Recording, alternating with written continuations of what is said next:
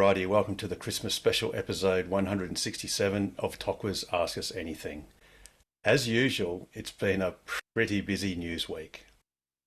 Western Australia's WIEV network has further progressed with Horizon Power's 150 kilowatt Kempower fast DC charger site in Derby now fully commissioned and open to all EVs to use. Western Australia's WIEV network has further progressed with Synergy's 150 kilowatt Kempower fast DC charger site in Jerramunga now fully commissioned and open to all EVs to use. This 25th location officially denotes the midway point for the currently planned WIEV network. In a trifecta of openings, Western Australia's WIEV network has further progressed with Synergy's 150 kilowatt Kempower fast DC charger site in Hyden now fully commissioned and open to all EVs to use. This brings the total number of stations currently active to 26 out of the final project plan of 49 sites. With the bulk of funding provided by Tokwa, Toka and EVA, 20 kilowatt Delta DC chargers have been installed at Mundrabilla and Nullarbor roadhouses. While the Mundrabilla installation is only expected to be needed for a few months before Horizon Power render it obsolete with their installation of a 50 kilowatt Tritium fast DC WAEV network charger, the Nullarbor unit is expected to be useful for many months, if not years, into the foreseeable future. This is due to the South Australian state government and the RAA neglecting to acknowledge the importance of the site in providing EV owners a vital DC charging link across the Nullarbor plain. And that was this week's news.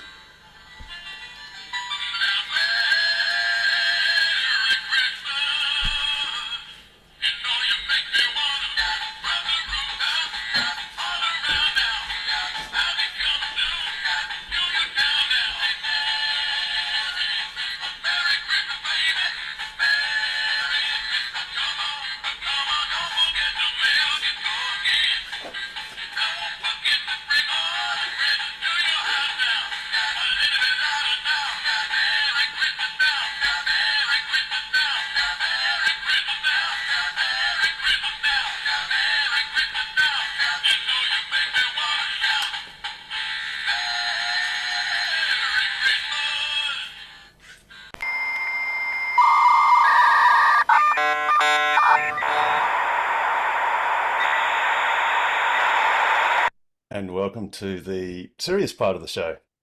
Everybody can right. leave now. That's right. And I had a very big budget, and I paid my extra very well. As is customary, if anyone is new and is comfortable in doing so, please do unmute yourself and say hello.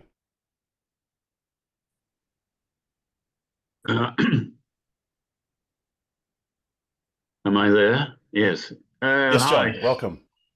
Thank you. I'm very new. I put my order in for a 3 just a couple of days ago, and Harry Anderson recommended I get to know you guys. So I'm here and on that very, very steep learning curve at this point.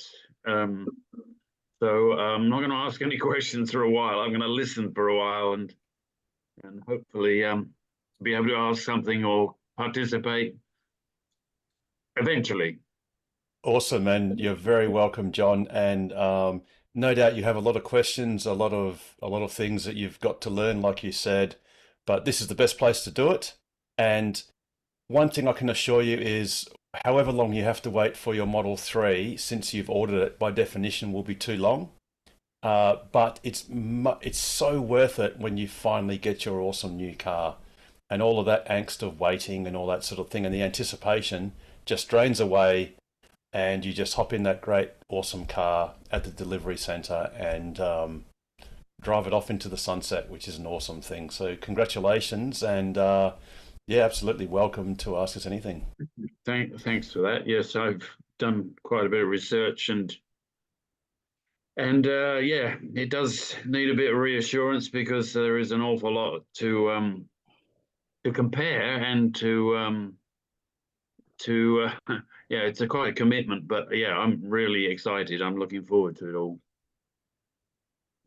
The good news is that there are probably about 30 people, actually 28 people in this room right this moment, and about 300 on YouTube later on, that have all been in your boat at different parts of their ownership experience, and I don't know a single person that's ever regretted buying a Tesla.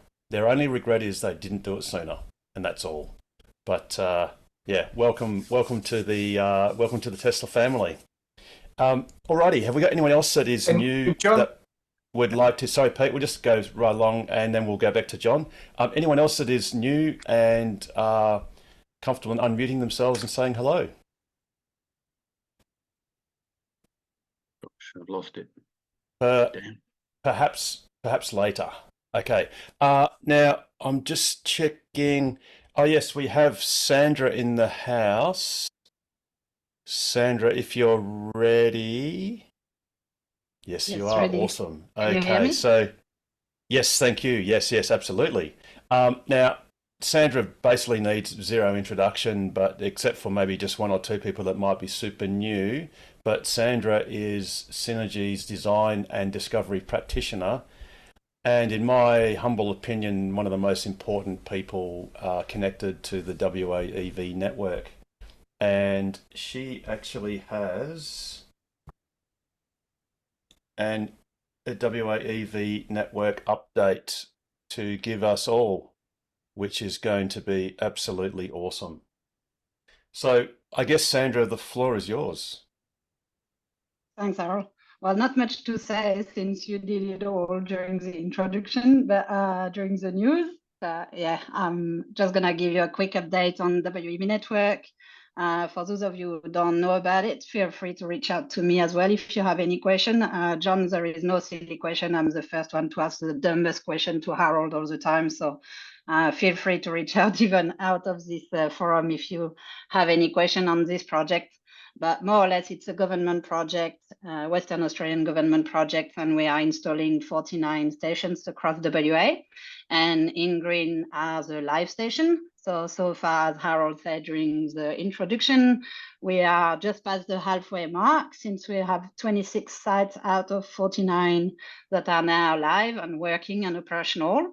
In orange are the ones that are in construction. I won't talk too much about the one on Horizon Powerland because I'm not as knowledgeable as the one on the Swiss, which are operated by Synergy. But for Synergy, as you can see, the only three sites that haven't started for us are Kalbarri, Margaret River, and Northam, and they are all planned to start in Q1 2024. So it looks really, really good. We are happy with the progress we have done so far. The last 6 months have been quite of a roller coaster, but we get there eventually. And so last week we were able to commission Jerramangup, and the next day Hayden. So very happy with that. This is a picture of the two sites, as you saw in the introduction, and even more happy than both of them are drive-through bays with 150 kilowatt Kempower chargers. Each 150 kilowatt DC charger has two hoses, so you can charge two cars at once. And you have as well a AC charger that has been upgraded to 22 kilowatts. And you have as well a PayMate in the middle, which allow you to pay with credit card if you don't want to use the ChargeFox app or the RFID from ChargeFox. Any questions so far on the commissioning or on the sites or anything? No. So what's next year? So in January, we are really starting Margaret River civil works. We are also going through the electrical works in Kojonup. Well, that was the plan until this morning, since we did start the construction in Kojonup this week. And unfortunately, we had a bit of an issue when we started to dig.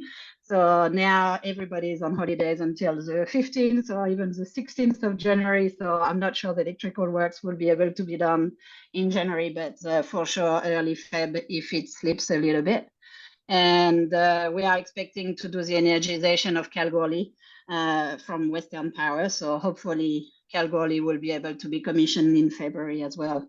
And then from February 2024, so we have 8 sites that remain to be commissioned and operational, hopefully before the end of March, since that was the deadline that the minister gave us nearly 3 years ago. And so this is at the moment the way it looks like. But as I just say for CodeGenUp, like things can move every day depending on what happens. So there's no set date yet, but this is the 8 site that we're gonna work on and hopefully operationalize before end of March. Is there any question on the sites, location, progress, construction, anything? I've got Comments? one on, and I was up there yesterday.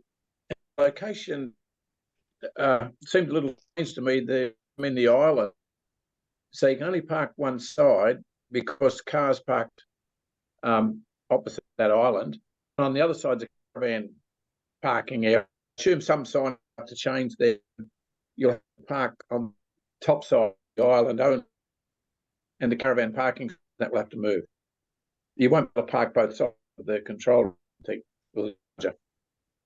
I'm not sure if you are breaking only for me or if you are breaking. No, it's for all all right. of us, unfortunately. Yes, sorry, Pete, you're breaking up a little bit. Sorry, I thought it was me, but That's all I right. couldn't hear which location you were talking about, Peter. Which one were you talking about? It was Brookton. It's Brookton, all yeah. wrapped up and to go. Yes. So yeah, you're right. Brookton has been a very tricky one actually, and still is. Just because this piece of land, so it's for those of you who know Brookton, so the chargers are situated just in front of Mitre 10, where there is already a car park that exists. As you know, we always try to find an existing car park to install our chargers because most of the shires don't have any budget to add any car park. So when it exists, thanks, Harold. When it exists, we try to use them. However, you see where this car is parked right now. This is not the side where the car will charge. Since we are keeping the petrol cars or normal parking on this side of the island, and we are going to use only the other side of the island to use the chargers and to have the 3 EV bays. The reason for that is that at start, we wanted to put the chargers on the other side closer to the tree. Unfortunately, we were not able to do that because it's a bit complicated, but this is a piece of land that is PTS or Public Transport Australia. And it was very complicated to have a tripartite license agreement and things like that. So if we were going to go this avenue to put the chargers on the other side, it will have been at least 2 years delayed.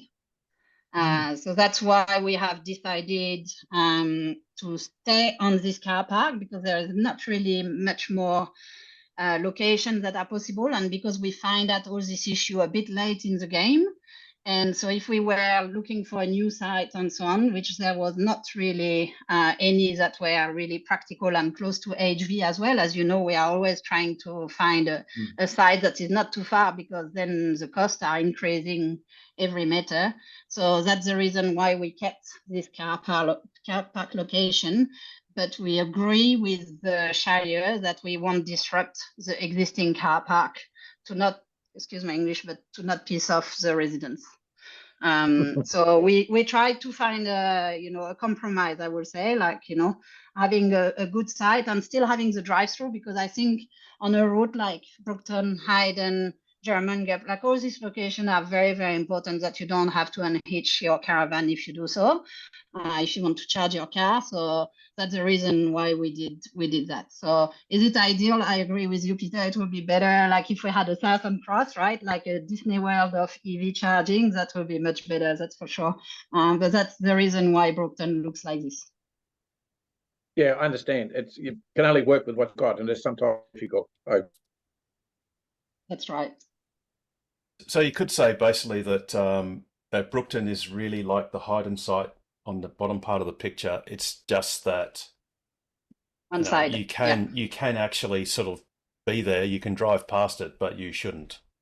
And that's where the comparison stopped, because Hayden was our quickest site ever, 32 days from the moment we dig to the end. So the quickest so far. while Brookton is the most complicated with Western Power so far in terms of design. We have issue after issue after issue, and every time we are still like discovering things all the time. Thankfully, like the Shire of Brookton is really lovely to work with. So every time we have hurdles, we find a solution together, and they are really proactive and they are lovely. But yeah, it's where the comparison stopped, because Hayden was the smoothest of them all. So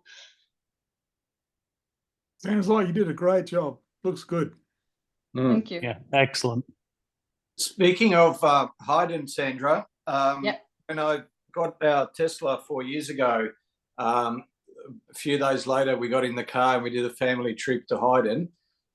We had to stay there for over 30 hours. It was actually closer to 2 days in the end, just to have enough charge to get back home, because the visitor centre 3-phase I couldn't get to, so I could only charge on a 15 amp outlet at a shed in the back of a farm.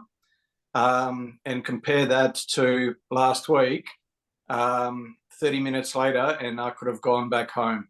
So 30 minutes versus 30 hours. That's the difference that these chargers provide. It's an absolute game changer. It's not even in the same ballpark. You can't even compare the two. That's how valuable these DC chargers are to EV drivers in these locations. It's awesome to hear. That's a pity your wife and kids didn't want to follow you this time, though. But I think the experience was probably too painful. Welcome to our webinar. They had PTSD from last time. Well, I hear them. You know, I stayed in Hayden before there was a charger. Yeah, you want to be committed, right? Is that PTSD, Peter, or is that PPST? That's right. It's time you get thanks, on Sarah. holidays. All right, let's go back to this one. So yeah, the only other news that I wanted to chat with you guys is that we had a webinar with ChargeFox. ChargeFox organized a webinar because they are trying to develop the idle fee to other customers on the WAV network. So we were a bit their guinea pig since we battle a lot with Harold's help as well. We battled a lot to have push notification and to have idle fee implemented on the WAV network. As you know, in Western Australia, it's even more critical than anywhere else in Australia to make sure that we have chargers that are as operational as possible. And for that, we need everyone to have the right etiquette. And the more EVs there is on the road, obviously, we will queue at chargers. So if someone is going ballooning for hours and not caring about the others, we are going to have an issue, because then Hayden will be a painful experience if you can't use the fast chargers. So that's why for us it was so important to implement idle fee from the get-go. So idle fee have been implemented on every operational site on the WAV network since mid-July, and it will keep going this way. And that's why when ChargeFox called me and asked me if I was happy to share our experience on the WAV network, I jumped on the opportunity, because I believe that this should be applied to every DC charger in Australia and not only the WAV network. I think that's the right things to do. So there was a really good audience on this webinar. You can find this webinar on YouTube as well if you are unfamiliar with idle fee. And I shared as well with them the survey, thanks to you guys, because the survey went to you, and this is thanks to your input that we managed to implement the idle fee, since 91% of you wanted idle fee on DC charger. So then it's a no-brainer. There is no argumentation, there is no robust conversation here. Like, this is what the customer wants, 91%, that's it. There's nothing else to say. And so this is the message that I try to say when they ask me on this webinar. So yeah, I just wanted to let you know that it seems that a lot of other customers now have heard about the WAV network idle fee implementation and are curious about it. So hopefully this will be as well another good opportunity for the other network providers in Australia. So hopefully we are a good guinea pig. The message is really simple. Without these are EV charging spots, but without idle fees, they can effectively become EV parking spots, and they're not EV parking spots; they're EV charging spots. It's a very clear distinction that makes a huge difference for everyone else concerned. So That's one of the reasons I raised Brookton, because Brookton has a sign opposite the church for caravan park, and there was a caravan there when I was there yesterday. Park he wouldn't want him, but he was. It's not full at current circumstance, but I think the sign needs up there. So people are clear where they can and can't park, because it'll just clear up an awkward situation. I think the caravan can still park for long on that side, but at the moment it partially block the charger. Yes, so Pete, you're breaking up a little bit there. But so yeah, just for anyone, I got the message, Peter, and yeah, you're right. It's a good point, because it's obvious for us, because we are on Brookton side for so long now that it's so obvious that we park on one side and not the other. But you're right. I think I will reach out to the LGA and have the conversation with them to see if there is something we can do, even signage on the floor, or I don't know what are the rules there, to be honest with you, and if it will be linked to main roads or the Shire, I'm not sure. But yeah, I will definitely have the conversation with them to make sure that we put appropriate signage. The EV bay as well will be, we will put the stencil and so on the right side where you can park with the, the logo of the EV, the little car with the plug. So hopefully this help as well. But yeah, I heard you. Thank you for the feedback. It's very, very great. Thank you. Sandra, a quick question. What dramas are you having below ground at Kojonup? It seems, I can't tell you the technical things because obviously I'm not construction manager, but it seems that they had some water from the bowling club ahead. Did you hear me? so it sounds like perhaps the mains, it might have been possibly a water main or something like that, perhaps. It was doing a kind of big puddles and they had to stop everything from my understanding. So they will have to rectify all this. And since the contractor on holidays from today, and they are not back until I think the 15th or the 16th, because this is the Shire of Kojonup contractors. This is not ours. So yeah, and we can't do anything until they have done the car park, right? So yeah.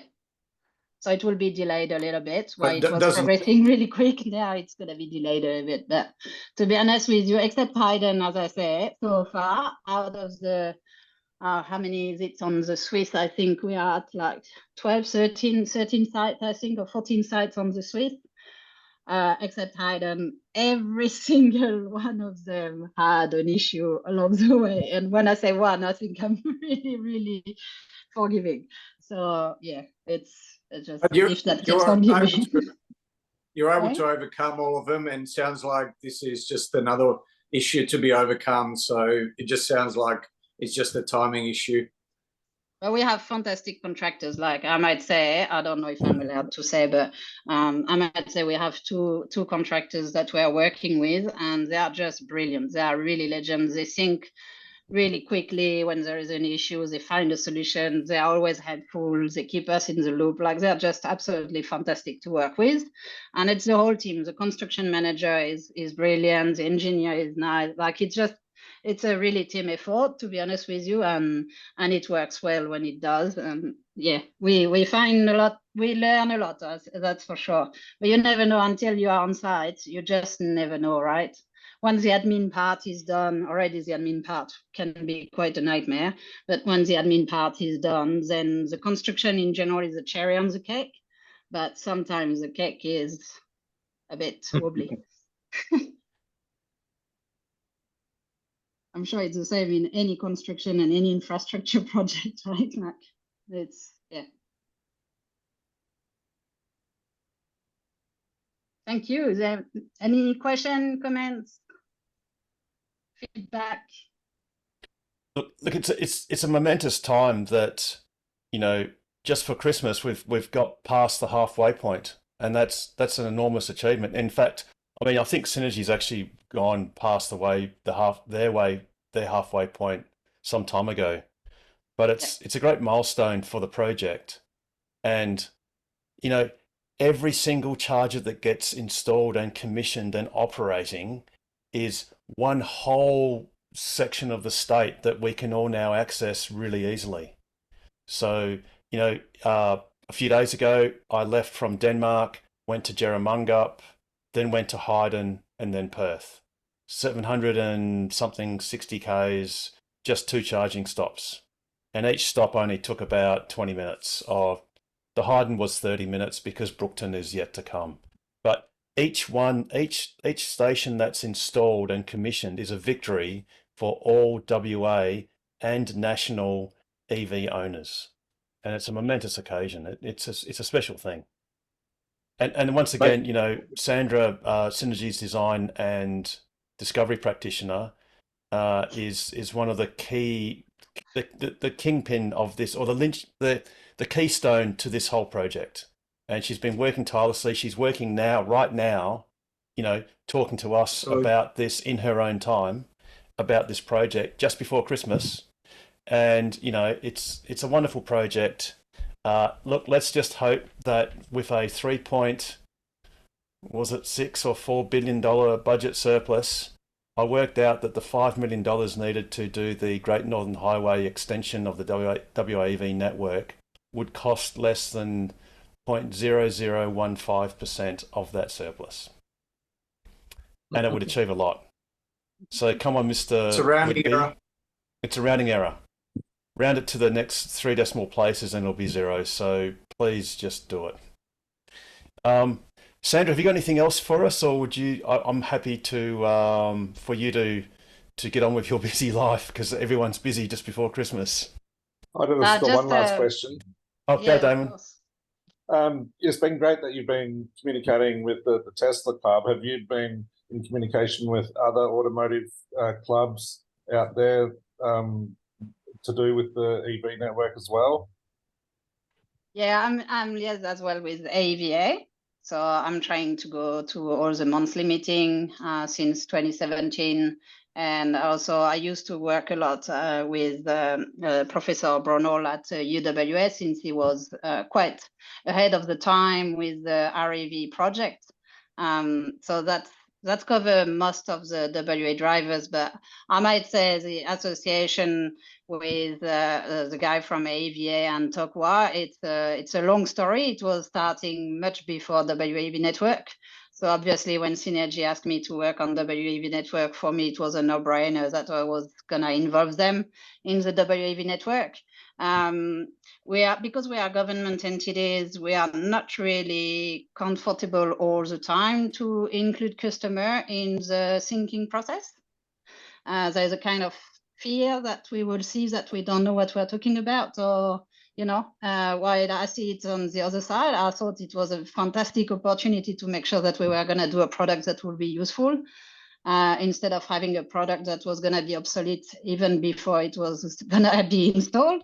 So there's nothing wrong in not knowing, but if you don't ask the right people or the right questions, then that's where I believe you are wrong. So obviously Harold, Peter, Rob, and Chris are people I'm working with since 2017, and they are teaching me all the time.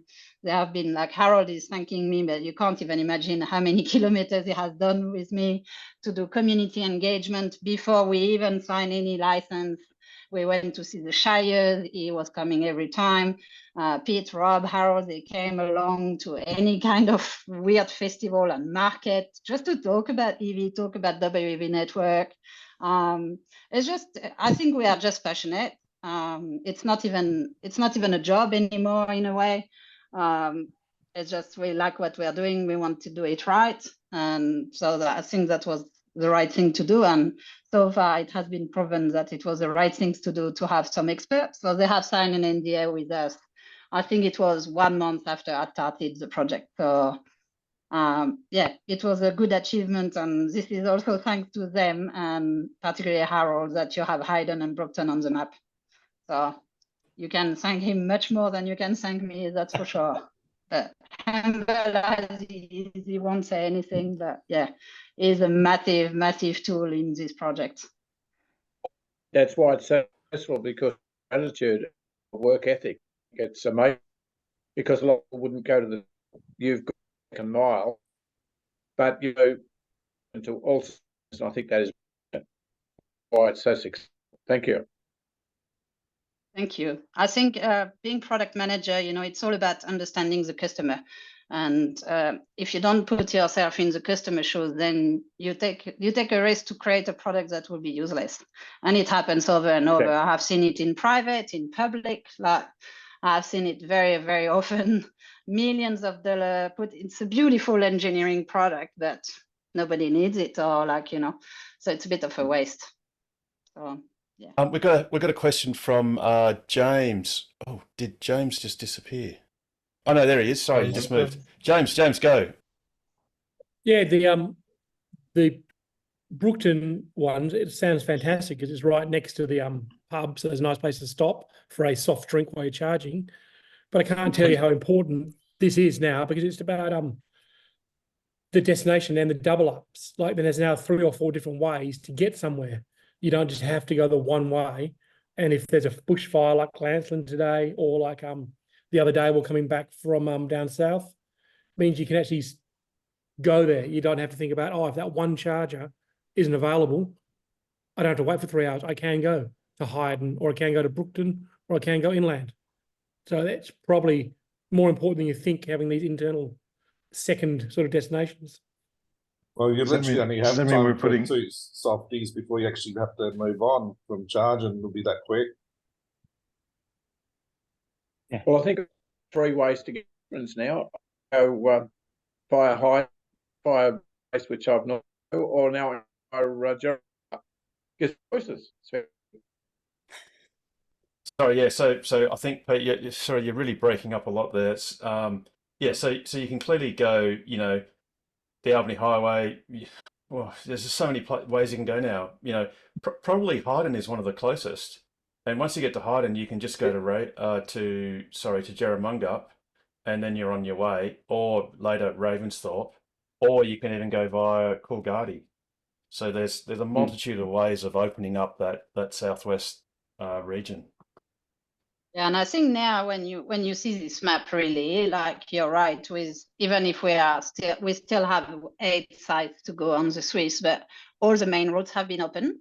So you can go east to Kalgoorlie, you can go north to Geraldton, you can go south through Manjimup Walpole or through Hyden. So now all the main ones, I mean, some of them are nice to have, and I kind of think that, you know, Kalgoorlie, Kalbarri, Margaret River, even Bunbury, there is already charging there. There is for Margaret River and Bunbury, and Kalgoorlie or Kalbarri, for me, they are more destination than really like a highway like the others, some others.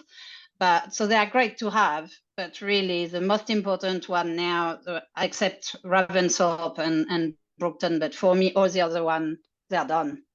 All the very important one to have are done. So that's really, yeah.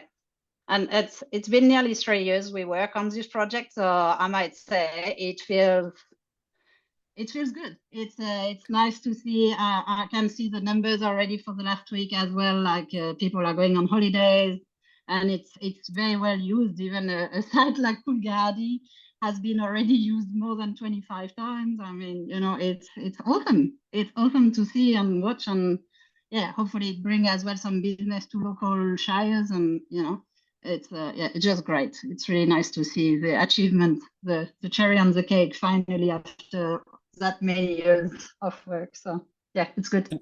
And you know, Sandra, the weird thing is we are in this tingly sort of phase of there's more that's been built than is to be built, and especially anywhere in the southwest, you can basically drive anywhere you like now, pretty much. Yeah. You can go to, you know, on this map, you can go to Carnarvon. And if you want, you can bash it out in a day, because you've got unbroken fast DC charging all the way from Perth. In fact, all the way from Esperance.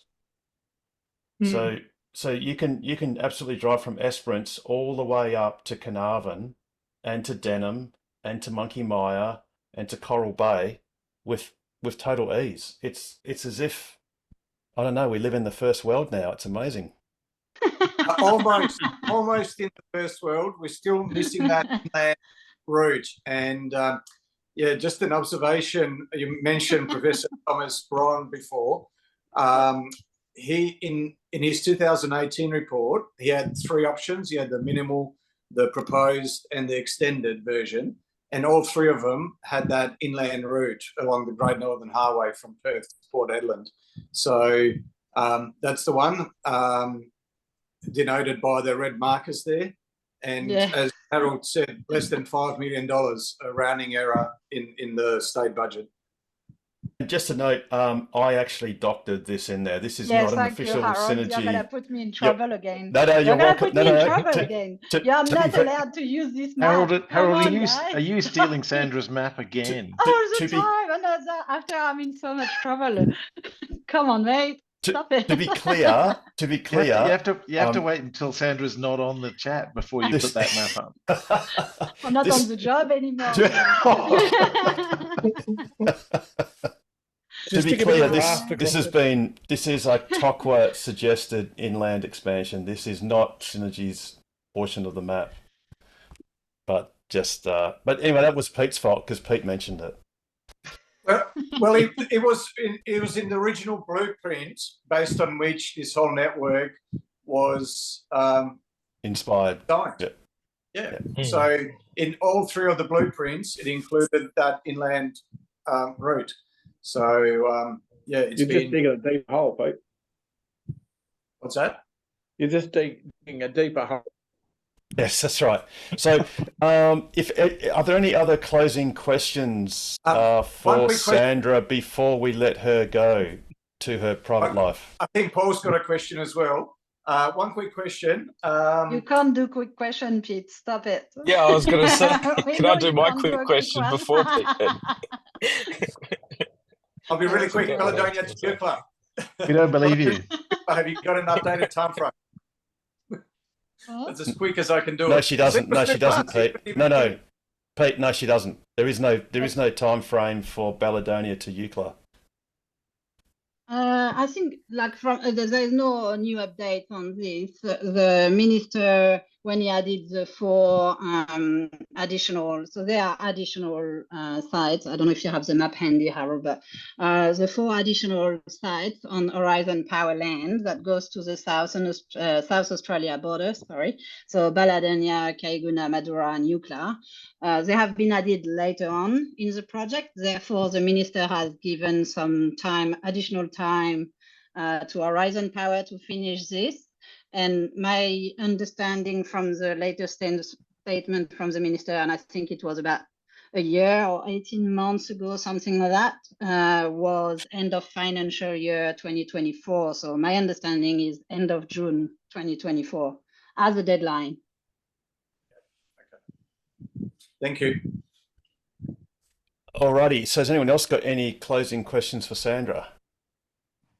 Paul had a question.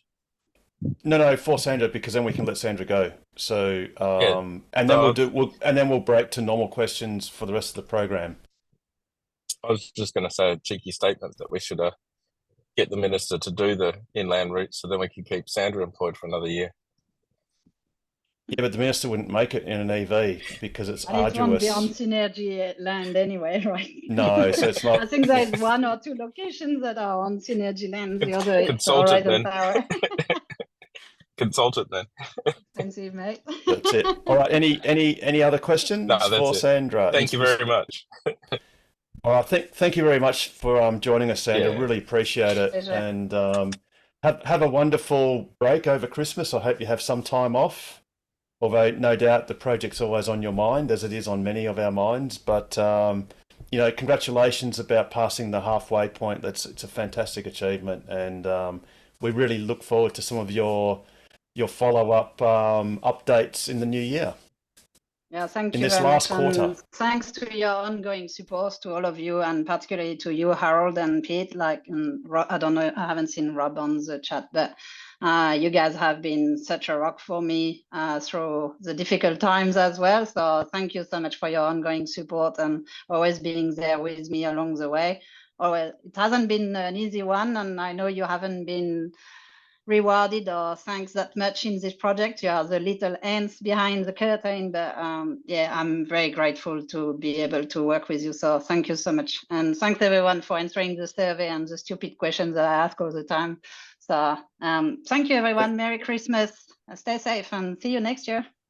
Thank you. Merry Christmas, Sandra. See you, Take everyone. care. Bye. See you. Thanks, Sandra. Bye. Merry Christmas. Ciao.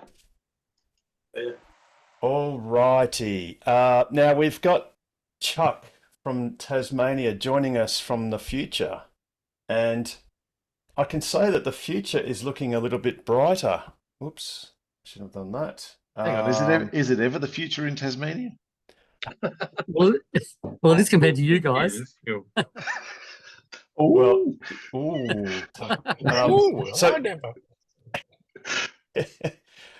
dearie, we're losing civil order already, and I'm just trying to get my little thing to drag. Sorry about That's because you're being too slow, Harold. Come on. Yep. No, it's my computer is trying its best to crash. Okay, here we go. Right, so Chuck, is that visible? Yes, it is. What's great is we now have basically. Let's just change these plugs, and we'll just dilute out. As you can see on the map, we can basically drive through South Australia with nothing but DC charging. So that's the new charger at Nullarbor Roadhouse, which, yeah, like I said in the news, unfortunately is probably going to be useful for quite a while, which is a shame. And the other good bit of news is that we've got the Mundrabilla Roadhouse, which is only going to be useful for the next 6 months, but that's even better because the only thing better than a 20 kilowatt DC charger is a 50 kilowatt DC charger. So Chuck, you're going to find it a lot easier to return to WA when we invite you back for the completion of the WAV network to celebrate. Geez, I'll have to take some time to save up a bit more leave from work, I think. But well, just smash out that overtime, Chuck, and bank it as leave in lieu. That's right. I think once. Not as much time as you would have had to have taken off had the charges not been there. So that's true. That's true. No, I think it'd probably be what would it be, something like 5 or 6 days from Melbourne now. Once all these are in, or probably less than that. Going by if what you drive Harold's slowly, yes. If you I don't know if I could drive that slow, Chuck, but no, with my tongue planted firmly in my cheek. That's right. Yeah, I noticed on that map you just had up. I think Sejuna's the only one still in progress. Yes, and you can just schedule an overnight stop there to sort of mitigate that. So well, actually, Chuck. So and I forget the gentleman's name. He is coming from Melbourne and holidaying to Esperance. And I'm not sure if he could make it tonight, but he might be watching it on YouTube. You can actually just go via Streaky Bay. So, so look, you do in a standard range car, it's a long leg from Streaky Bay to Nullarbor. I think it's about 360 k's ish. So you've really got to fully charge at Streaky Bay, but you can then steadily make it to Nullarbor Roadhouse. And if that's a place you're staying overnight, then it's ideal. And look, even if you are daytime charging, you've got 20 kilowatts, which for a Tesla is twice the speed that you otherwise get. And for a Kona and other single phase EVs, it's 3 times the speed, which is awesome. Yeah, I did see a comment from a Atto 3 driver who commented that he thought, oh, that's good. I won't need to slow charge at 7 kilowatts at Nullarbor Roadhouse anymore. So he was pretty happy. Obviously, the slower your AC charging is, the more difference you'll notice. Yeah, absolutely. And the thing is, as much as some people are fond of claiming that it's relaxing to do a slow charge, it's relaxing to do a slow charge when you're sound asleep. It is not relaxing to do a slow charge when you are in the middle of nowhere. And I think Nullarbor kind of probably fits that bill because there's Yes. nothing for hundreds of kilometers either side, except for hot air and or hot wind, and it's pretty strong at times. And it's a great place to stay for a few minutes, if at all possible, which will be possible once there's a fast DC charger. Hint, hint, NRMA. And, we do know they're rolling out chargers throughout other parts of Australia. We know they've got off-grid solutions already implemented. And let's hope this Delta 20 kilowatt DC charger gets made redundant really soon. Yeah, that's it. You mentioned NRMA. I missed the news earlier. Did you mention the ones in Northern Territory? I thought we did that last week. Oh, And if okay.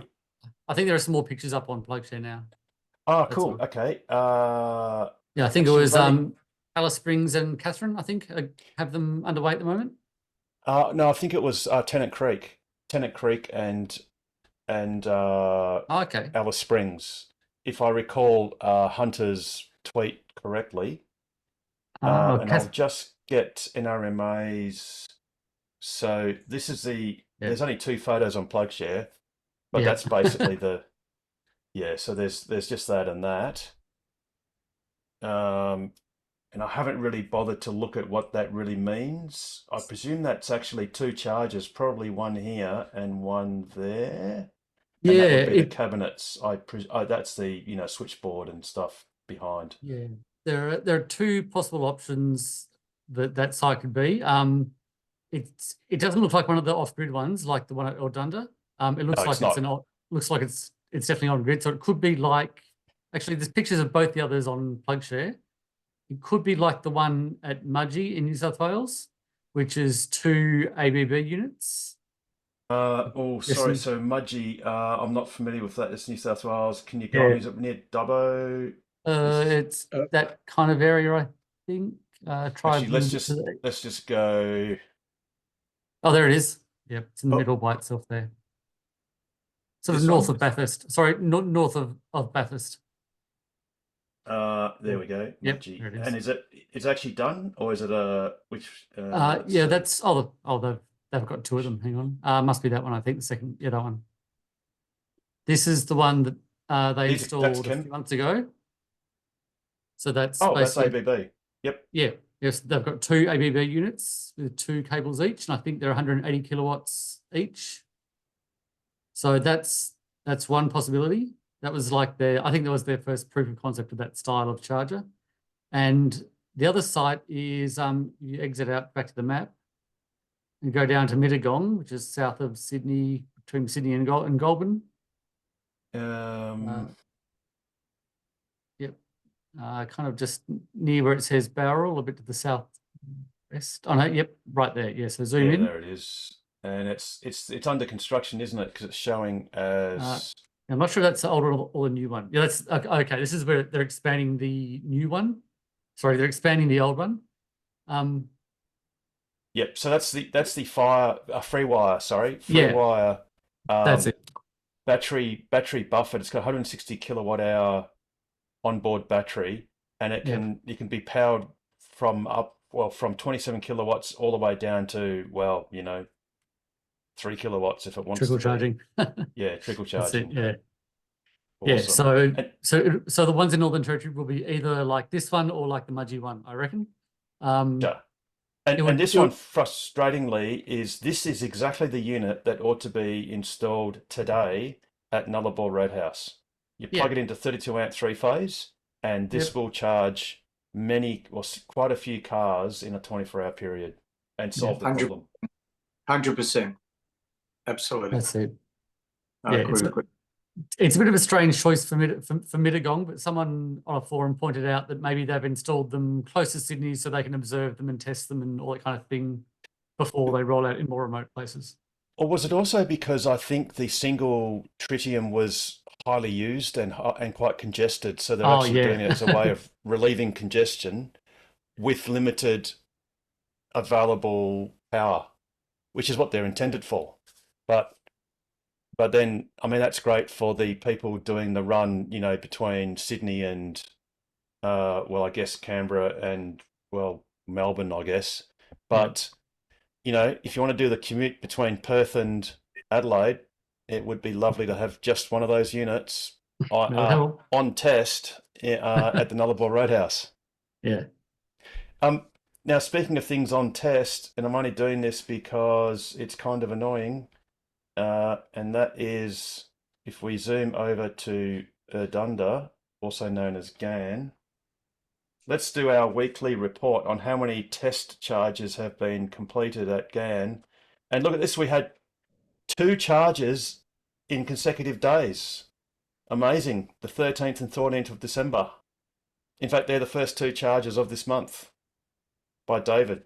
On your Same David. person. Yeah. Oh, check the other pin. I think someone checked in on the wrong pin last week. Oh, okay.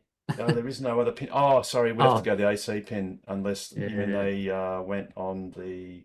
Is it 3-phase? Yeah, it's 3-phase. Yeah. So. We got any more on that one? 38 kilowatts. No. The Polestar. Yes, Polestar. That was the 30th of October. That was ages ago. That's all right then. That was ages ago, so that's okay. But yeah, so basically in the month of December, on this test unit that probably relies on data such as, you know, how does it work when you plug a car in? David has plugged in for 2 days in a row, or in all of December. Yeah. What's the count of the number of Nissan Leafs that have charged there so far? Let me think. Hang on, I got to check my notes. Oh yeah, 0. Yeah, no, that's definitely a big fat 0 there, Pete. Right. They're competing hard with the Mitsubishi FEVs. Yes. And the Lexus. UX and the Lexus UX 300. Yes, Yeah. absolutely. Yes. Oh, now apologies, James, you've got your hand up again. I'm so sorry about that. Go, James. Yep, no worries. There's a question in the chat from 93 whatever. Same question I had about with the 2 charges going in at Mundrabilla and Nullarbor. How does that change how where should we stop overnight? Because you've just come back. But my question is, like, I feel bad because now Mundrabilla and Nullarbor are doing the right thing. We're going to stay there for half an hour and leave. Yet it's going to be like Sir Junior or Streaky Bay that we're going to spend money to stay overnight to charge. How do we treat these guys right for doing the right thing? But more importantly, where do we stop now? Well, you thank them by paying for the charge that you're using, which is really all the thanks they need. Where you stay overnight is just dependent on how quickly you want to traverse. So, just off the top of my head, look, if you like driving, you can easily do something like you can make it from Perth going east. You can make it to Balladonia easily. You know, in less than a dozen hours, you can make it to Balladonia and overnight there. And then from Balladonia, well, you know, it depends on how you like driving. You could make it to Nullarbor Roadhouse, I guess. And then from Nullarbor, you can make it to, I can't remember, Adelaide, you know, and so on. So really, it's all a matter of how, you know, if you're being a tourist and you're doing side trips, or you want to, you know, your first day from Perth might be Kalgoorlie or Coolgardie or something or whatever. So James, I guess, yeah, it's funny. I get what you're saying. It's sort of like, it feels weird because suddenly you can do these traverses a lot easier than you could. Yeah. And it's almost like saying, oh, which roadhouse in a petrol car should I stay at? Well, that just depends on, you know, you could drive to Karratha in one day. People have done it. But you might stay at Nanyatara, or you might stay at Carnarvon, or you might stay at Geraldton. So look, it's an excellent problem to have. And it's wonderful that we now have the choice. James, just to your earlier point about the money. Yep. Yeah, sorry, just to your point about anything that Nullarbor and Mundrabilla might miss out on as a result of us staying there for half an hour rather than overnight. they'll much more than make up on by the extra visitors that they get because the charges are there. So the other question from guest there, I think 96352, do they need to borrow the TOCWA cones charges anymore, or could you confidently say they can cross the Nullarbor without that? I'd still have one. Look, you don't need it really because, and Shane, I'm going to get to you very soon. So No, that's all right. don't fret. I didn't use my cones. I didn't use my cones across the Nullarbor. Oh, hang on, tell a lie. I did at Border Village. Oh, What you about stayed at, yes, you stayed at Border Village. So if we look at the map, now hand on heart. So for example, you get to Norseman. Norseman is a WEV network solid charger. However, if you're road tripping, do bring a Type 2 cable, because if for whatever reason the WEV the ChemPower unit fails, then you can always use behind here. You can use the Type 2 outlet, and yes, some of them will get you 7 kilowatts. Others will give you, well, effectively 11 kilowatts, and it'll get you through. So, hand on heart, you can what you should do is charge at each place if you're doing long road trips. So go to Baladonia, charge up. You could also go to Kaiguna and charge up, although you don't need to, because you could actually go from Baladonia all the way to Majura Pass. But with no adapters, you could charge at Baladonia, do another top-up charge at Kaiguna, another one at Majura, another one at Mundrabilla, and from Mundrabilla you can make it to Nullarbor Roadhouse, and from Nullarbor Roadhouse you can make it to Streaky Bay, or in the near-ish future, Ceduna. So you There's don't. also a Desto in Ceduna. Oh, sorry. Yes. Yeah. Yeah. Absolutely. Yes. Apology. Yeah. Thanks, Shane. That's a very good point. So at the East-West Motel in Ceduna, there's a Tesla destination charger, and then once you've hit, let's call it Ceduna/Streaky Bay, it's fast DC charging all the way. And by the way, that goes all the way to Melbourne, Sydney, obviously, up to Townsville, all the way across to Mount Isa, including Mount Isa.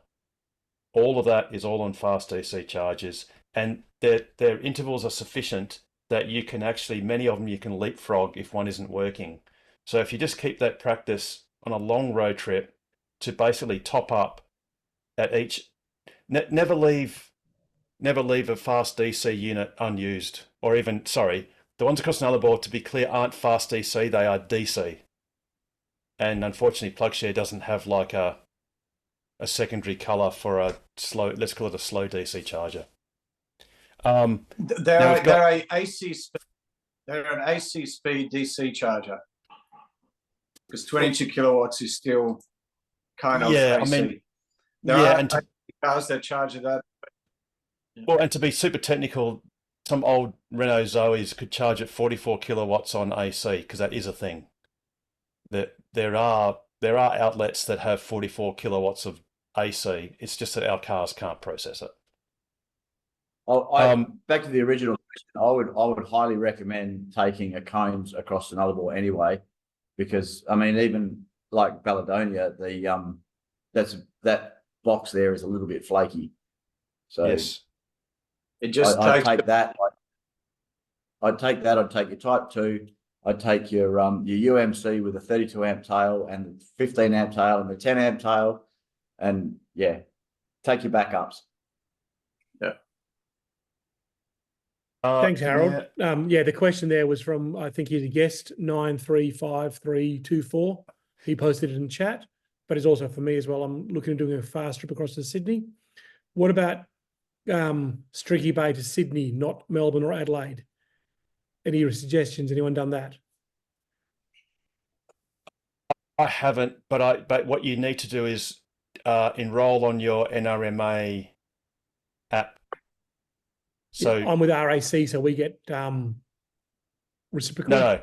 So no, the thing is, some of the NRMA, actually, there's probably not that many to be honest, but some of them are now on their billing system.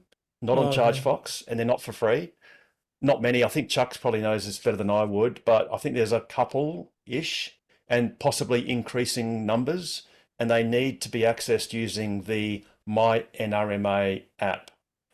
Okay, thanks. And as Be Peter prepared said, for that whole process to be frustrating. yep, Peter's found it very frustrating to get his billing system in, or to get a form of payment.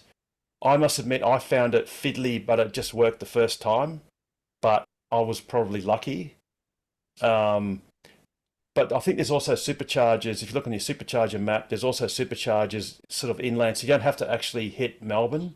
You can sort of skirt across.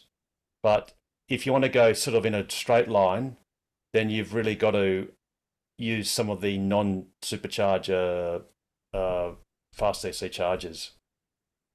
But really, James, you're in the very best part of the first world in New South Wales and Victoria. Right. And you're going to be okay. Harold, You a really quick are. question. Do we... Well, hold hang on, this- so Pete, hang on 2 seconds. I just want to do Brad and Paul because they've been waiting really patiently and probably deservedly impatiently because we've made them wait so long. So with all apologies to Paul, I'll go to Brad first. I don't know who put your hand up first, but Brad, if you just go quickly, please, then I'll go straight on to Paul and then back to Pete. Thank you. Yes, I'm just going off topic a little bit here. I just wanted people's opinion on, especially in this hot weather now, have people used shades on the moonroof or tinted their moonroof to reduce the heat, or what are people doing? Yes, and can we just put a pin in that, because Pete, I'm going to get you to answer that. I'm actually mindful of Shane's time. So, Paul, can I please just let Shane just do it? Right. Yeah. Sure, sure. Yeah, because right, no, Shane, you are a busy man, and we all going to find out not why tonight. you're very Not busy. tonight. I'm not. I've been let down, so I'm okay. Okay, well, I think a picture is worth 1,000 words, and perhaps the best thing to do, this is the silly season. It literally is the silly season that is rapidly approaching us. And I might just zoom in a little bit. This is the image. It's a bit grainy, but this is the image of a car, and there's nothing very remarkable about this car. But That's in a Bunnings car park, I think. It probably is. Now, let me just zoom out, and you might see what's on the back of this car. Yeah. Now, that looks interesting, and we're going to get Shane to explain this. But let's just go to the next image. Shane, what the hell's going on? Oh, I had a silly idea, I think. I don't know. I think I wanted to do a one-up on Harold. And I figured I couldn't get around Australia in less than 10 days. So how else was I going to one-up him? And how are you going to do that, Shane? So I kind of bought a caravan. That was the first photo that Harold showed there. And you ever heard of the ship of Theseus? I've kind of made a few mods to it, and I'm not sure how much is still left. Pull that original photo back up, Harold. Yeah, I'm just going to make sure I don't put the credit card up again, because I'm going to have to write myself a note to delete it. There we go. There we go. That photo has actually been flipped around to make it line up with the first photo. So the other photo, the modified photo. So of that caravan, when we bought it, the tear weight on the side of it said 495 kilograms. And I thought, you beauty, I can do lots with, it's a 750 kilo rated van. It's not brake or anything. I thought, you beauty, well, I can do a lot with 250 kilos. Drove it home, saw how shocking the range was. Went, that was sort of to be expected. I've dragged enough trailers around to know. So we thought, well, we better take it to the weighbridge and just make sure about this tear weight. Went to the weighbridge and it come in at 640 kilos instead of 495. So I didn't have anywhere near the weight that I wanted to use. So the van went on a bit of a diet, starting with the roof, because the roof is solid fiberglass, built in like 1970 something, early 80s maybe.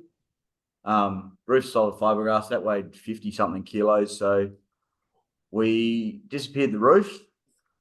I learned how to do fiberglassing and made a new roof. Sorry. Yeah, on the job. The job. The bed that was in it wasn't the original bed. It had been remanufactured out of some very heavy marine ply, like 20 odd mil marine ply. So that went and remanufactured that out of extruded polystyrene foam and fiberglass, and and bits of carbon fiber strips and stuff through the load paths. And by the time we'd done that, it was sort of becoming a bit of a habit, I guess. And I needed somewhere to mount my batteries because I wanted to mount some batteries in this thing.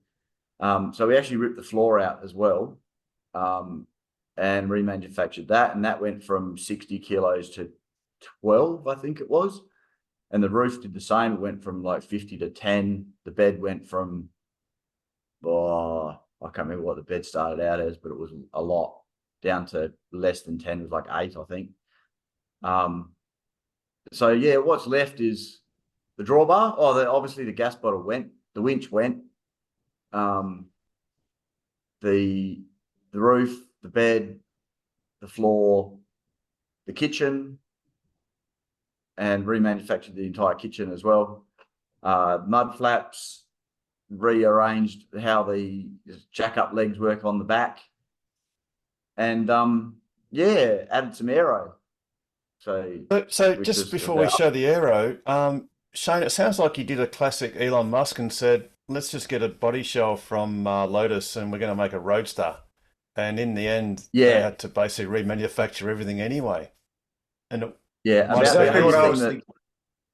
about the only thing that's left on that caravan that I actually want from the original, that I don't go, that every time I get to it, I don't wish that wasn't there, is probably the number plate, the registration. That's about it. The rest of it, I wish it wasn't there and wish it was done differently. So we got some aero going on it now. Nice so job. The I don't know, where do you want me to start? There's 830 watts of solar panels on the roof. They feed a Victron inverter, 5 kilowatt Victron inverter, and a 16 kilowatt hour, it's a bit less than 16, but near enough, 16 kilowatt hour battery pack that's built into the floor now. Those little side panels, the little black thing in front of the tire there, you pop that open and you can access your wheel to change your spare and all the rest of it. The spares are hanging off the back, by the way.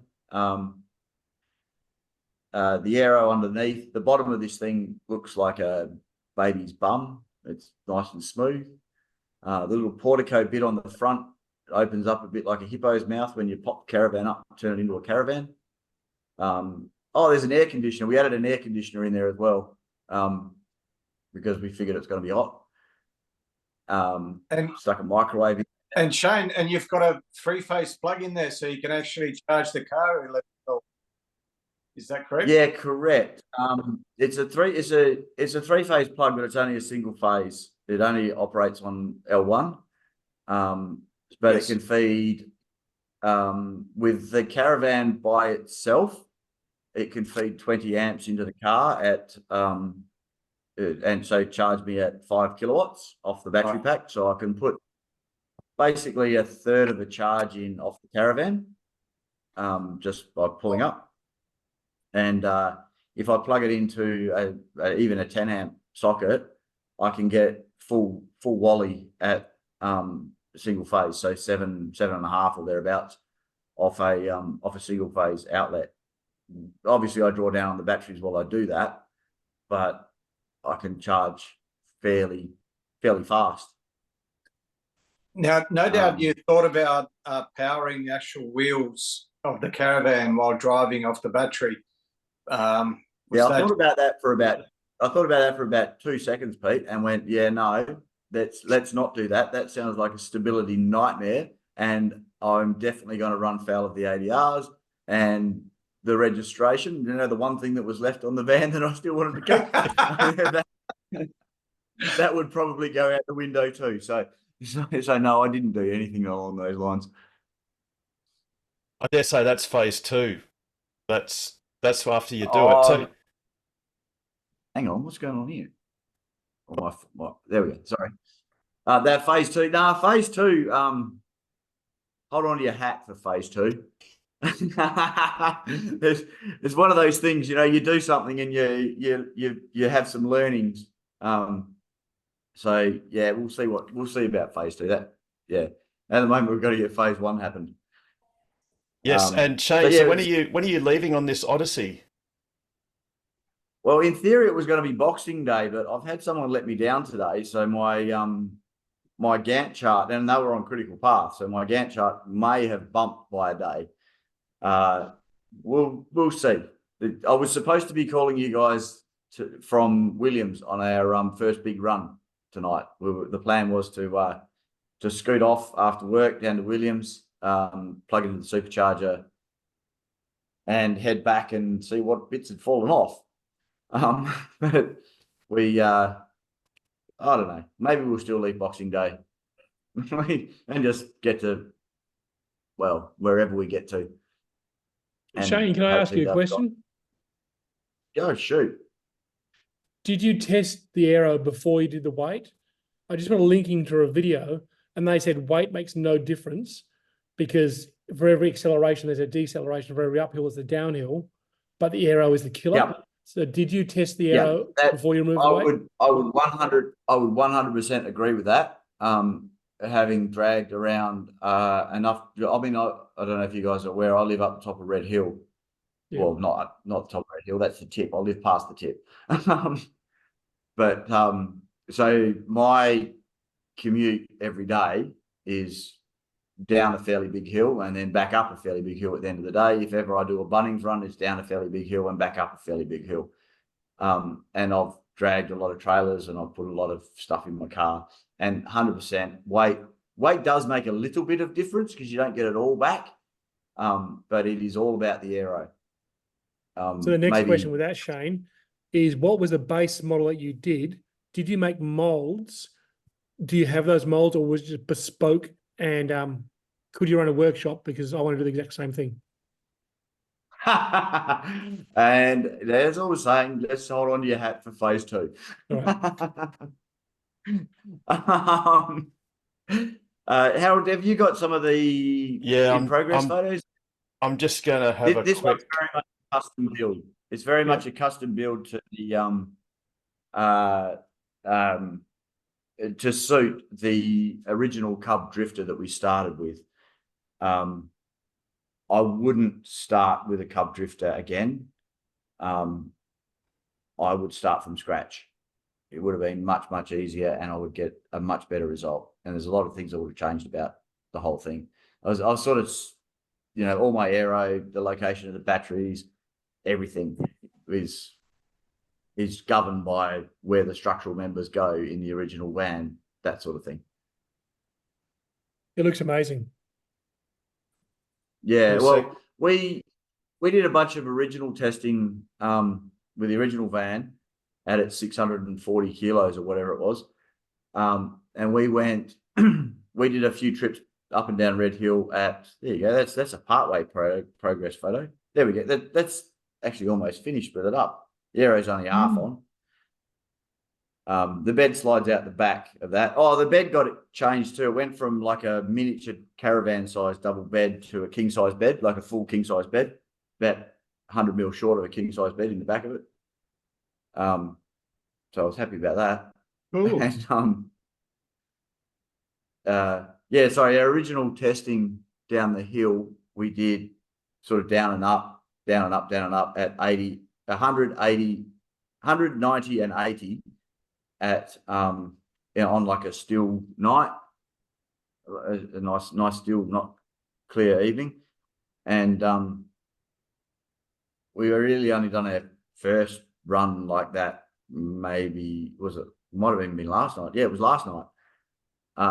When it was really windy, like it was super windy up here, and we saw about a 6% improvement on the same trip on a stupidly windy night with a much heavier caravan. We're basically right on the limit now. We're at 750 kilos. So the aero definitely makes a difference. Oh, well, look, it's going to be, well, this time next week, you're going to be on the road. So yeah, Wednesday. So what's Wednesday? That's day after it's Boxing the day after Day, Boxing Day. Yeah. Yeah, so we'll probably, I don't know, I hear there's good lighting, Broom. I might fall out of the truck and into the sea. No, It's going to be an odyssey. It's going to be an odyssey. It's crazy. Of course, joining Shane is Atto Girl, so she's no stranger to EV road tripping. I did say to Shane, and there was a slight inkling that, oh, well, maybe we could just use the Atto to tow the trailer. And I said to Shane with my hand on my heart, if you do that, I'm going to excommunicate you from Tokwa. The only thing that's allowed to tow that trailer is a Model 3. Oh, I don't think I'll get away with that entirely. I think Bridgetown next year it'll be going behind the Atto. Well, at least you'll do it first on the Tesla. Yeah. Now, yeah. I'm gonna let you go, Shane, because I know you've got stuff to do. That's right. I'm gonna hang around. I'm gonna hang around tonight. Atto Girl's on her way. Are you sure? She's yeah, no, I'm good. Yeah, yeah. Okay, I do have a question for. Is Richard around? Which one? Which Richard? Chapman. Cooper. Yes, yeah, Richard Chapman's up. Yeah, cool. I'd like to install one of those little. I believe you know about these things. I want to install one of those little handheld two-ways, like a two-way radio, with the buttons on the handpiece. But I want to run the cable somehow from under the bonnet into the front of the car and sort of hook it onto the back of the screen. Does that sound possible to you? I think you've pulled most of these things apart. Not me. No, Not you? I think you want the doctor. Cooper. Ah, Richard Cooper. Cooper. Yes. Oh, the other Richard. Yes. Never mind. Alrighty. Well, in fairness to, and I forget the gentleman's name now. We were going to answer the question, Paul, which was the question about sunshade. So if you ask Grumpy will tell you that you don't need a sunshade. What are you talking about? You're an idiot. But, sorry, Grumpy, I'm just paraphrasing there. Could I just say something? One of these companies sent me a sunshade and I fitted it, and I haven't taken it down. Oh, ouch. Ouch. Oh. And to be fair, we bought one for our trip too. I think that works. Tesla runs 4 years. Is that because you're on the tape or you actually? Well, hang on. Sorry, we're talking over each other. Just one at a time, please. Just pick one and one at a time. So I was going to say mine's up for 4 years now. The Tesla one. So Nigel, go. have you not taken it off because you're on the take now from the company that supplied it, or do you actually like it? It's a bit of both. Excommunicating, please, Harold. Yes, thanks for joining us, Nigel. You'll be leaving now. Goodbye. Yeah, okay, thanks. See you, bye. Okay, so the question was, has anyone done it? Pete, you've done it. I've done it. It's great. And Paul's done it. So, yeah, the answer is, yeah, you can. Pete's done two versions. He's done a manual one, and he's also now gone all out Hollywood and done an entirely motorized unit. Which, how do you find it, Pete? So it's absolutely fantastic. First of all, the biggest thing that makes a difference is the color of your seats and the external color of the car. That makes a big difference. I've got a white car with white seats, and it's absolutely brilliant. But and you know, having overheat cabin protection turned on, that makes a big difference. Preconditioning your cabin before you get to it remotely makes a big difference. Venting your windows before you get to the car, you can do all that through the app. That makes a big difference.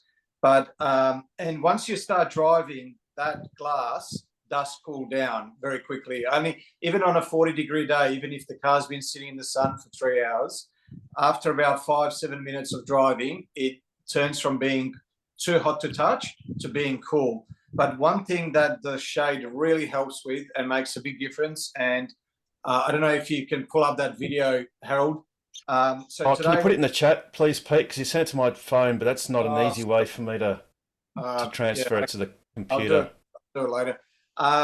Yeah, that's so on a 40-degree day, getting into the car, having the electric one on, and whether it's the electric one or the manual one, I actually thought the manual one would provide more insulation, but the electric one is as good, if not better. And I could not believe it. I got into the car, and the car was sitting in a hot car park at 12 o'clock on a 40-degree day for almost 2 hours, and I did not feel hot in the car. Sunroof. It made a massive difference. Model Y. A big thank you to Richard Cooper. It does make a big difference, especially when the car is stationary. Once it gets moving, the glass roof tends to cool down pretty quick, but you can pause it, you can make it go back, make it come back forward. Yeah, very happy with it. Take a look at this electric sunshade. Oh, sorry about that. Thanks, Harold. Yeah, so that was the electric one that Richard Cooper helped me with. I think it was on Monday, a couple of days ago. So yeah, big thank you to Richard. You can, when you buy that one, there's two versions. There's one with buttons at the back as well as forward. The version that I got was much cheaper as a result of only having the buttons in the front. But yeah, there's always someone sitting in the driver's seat. So if the back seat drivers want the shade on or off, I can just ask the driver to do it. So, but it was a lot cheaper as a result. Alrighty, Paul, you've had your hand up for quite a while, and I owe you a question. So go, Paul. No worries. I wanted to talk about Charge HQ. I don't know whether you guys use that. But recently they sent an email to say, I love it. It works a treat, especially if you're going to exploit the Synergy EV add-on plan that they have. Two questions. Did you have any issues with pairing up the new Tesla? What do they call it? Tesla introduced a new key verification, virtual key verification, and you had to repair it with Charge HQ. I had issues right up until the start of this meeting, and I tried it again to pair it up, and it worked. So yeah, follow the instructions, use the QR code, and you'll get there. But I really missed it for the few days that it didn't work because the Tesla app, couldn't they replicate the same solution? It's just such a great bit of tech. They have in America. And the other comment, and I'll leave it at that, is the other comment is, aren't you loving the Cybertruck videos and the tech that's slowly leaking out? Oh, it's just joy. That's just me. So getting to your Charge HQ, Tesla has done it in the States, and they utilize the Powerwall gateway basically because the gateway is the smarts, and that basically has your grid meter or your boundary meter, private meter, and it implements that in full in the States, and that will eventually come to Australia. Good. Now, I don't want to. I know we might just leave it at that. I am aware though of a member that may have had an issue with Charge HQ with the way it interacted with or caused the car to behave, but I don't. We'll just leave it at that for now until we get some more information, because I don't want to slander Charge HQ just in case it's something else. Let's just say this person, or I think the most appropriate thing to say is this gentleman uses Charge HQ, and I don't think he uses anyone else as far as, where you've got to hand over passwords or whatever it is. And then he let's call it by coincidence, had an issue where it seemed that there were 16 things logged into his car, which is why his car wouldn't, I think it wouldn't stop charging when he told it to, or something was behaving in some weird way. And he ended up changing his password. Now, I'm not claiming that that's got anything to do with Charge HQ. At the moment, in my mind, it's a coincidence, but just an FYI. So presumably Tesla's introduced a more secure method of passing a token. So I would certainly recommend, in any case, to anyone that uses a third-party app, please do use that. I forget what the term is, but it's effectively like an anonymized token, as opposed to handing over your actual login details. Yeah. Just as a pro tip. So go to the effort of bashing your head against the wall a couple of times to make it work, as you've done, Paul. But it'll be much more secure. It's good. Yeah. Thank you. Harold, Nigel, I'm interested in Paul because I use Charge HQ. It came up on my app, action required, vehicle pairing. I paired it. My account with Tesla says it's paired, it will do this, this, and this. It's working, but it still says in the Charge HQ app, action required, vehicle pairing. Yes. That's Grumpy. That's exactly what I've been getting for days. Yeah, me too. So if you go back to, and I had to do it on my desktop. So if you go back to open up the email that you got from Charge HQ, and you on your desktop, on your computer, click on Pair My Tesla, and then use your phone to do the QR code, like to go to the QR code. And that's all I did, just before. I didn't get an email because I'm using Charge HQ with an additional API because Charge HQ won't recognize my batteries at home. Yeah. Okay. I've got a little extra bit in between doing it all. Keep trying, mate. It's not working. Yeah, it's frustrating because it's so good. Yeah. very good. Alrighty. Okay, has anyone else got any other? Oh, actually, sorry, no. So, Paul, you were obviously alluding to some awesome videos, and in fact, that reminds me, I do have to show a video of the Optimus robot, which I meant to do. That was awesome. Last week. So I'm going to show that up soon. But yeah, you're right. The information that we're getting out, especially through Sandy Munro and the factory tour. And if you listen watched that one last night. Yep, and it goes, I think it goes for about half an hour, or it might be a bit more than half an hour, I can't exactly remember, because when you're watching that sort of stuff, every minute just goes past like 20 seconds. It's just amazing. And the technical detail that they give, the fact that Sandy Munro himself was super impressed. And what was really weird was a week or two ago, they spoke about the Airbender, which is a standard bending machine, and they inject air so it doesn't actually touch watching that last night. So it doesn't touch the what they call the A surface, so it's the outside surface of the stainless steel. The amazing thing is, as advanced as that machine is, when you see it working, it's just like a normal press is just working, or looks like a guillotine.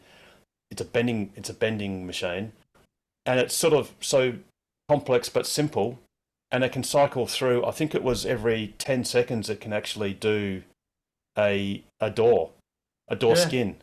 which means that they can go through full production.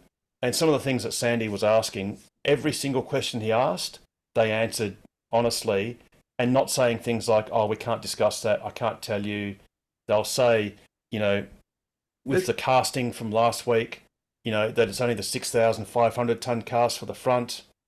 In the last video, they were talking about the aluminium, bronze elements of the actual cast that does the inners, and they're stainless steel, the dye. so they're not painted, and that goes in at 800 degrees, red hot, gets stamped, and they even have a laser to ablate off, so burn off any of the burn marks from when they've actually laser welded the outer skin to the inner part of the door.